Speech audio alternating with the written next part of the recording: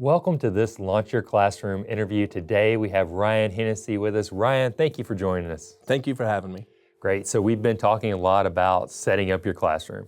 But after it's set, is there any reason that you might need to change it sometime throughout the year? Oh, there's lots of reasons you might need to change it. Things are always going to happen.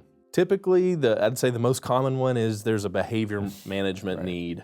Maybe you have students who don't work well together, or maybe they work a little too well together and they have a lot of fun, and for whatever reason, you need to separate them. But yeah, you can change your classroom to suit the needs of you, your learners, your lessons as needed, and you should.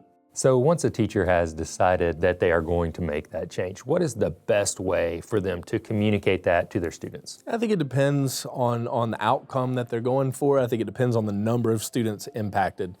One example, we talked a little bit about behavior management. If you're only going to move one or two students, it's probably better just to talk to the one or two who are affected. But if you're changing up your room, maybe you just do that every grading period, or maybe you're doing a big science lab or something that's required a big movement, big scale, all your students maybe.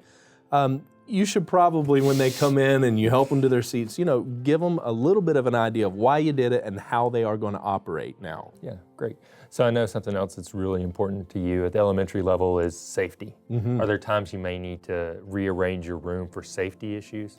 Safety should be first in your mind the first time you set it up. And then as the year goes on, you may notice, oh, there's a new concern I hadn't realized. I think every teacher should kind of scan their room horizontally. Make sure that those exits are clear. You need to make sure, should there be an emergency, that all of your students could very easily and very quickly get out of that room. And then in addition to the horizontal, I think for the lower grade teachers, we have to think vertically.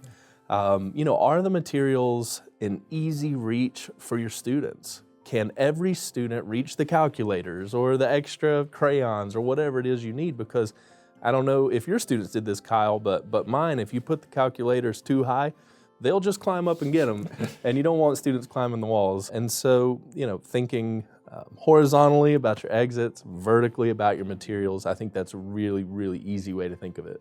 Great. Thanks again, Ryan. That was great information. Thanks.